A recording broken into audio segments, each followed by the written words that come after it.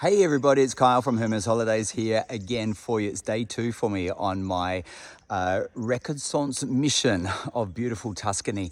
Just check out this landscape here. I just walked around the corner and not many things can make me from stop talking, but I was just absolutely speechless when I saw it. I'm at the absolutely gorgeous Castello di Briolo. I was just driving through Tuscany. I've got places I want to check off. I visited 3 wineries today, 3 vineyards today. 2 we're going to use. One is not up to the standard of what we're going to include. But then as I was going through these tiny little streets up on a hill, I saw this and I thought, I've got to take my guests here. Check it out. I've just done the tasting of their wines. This is their vineyards below here.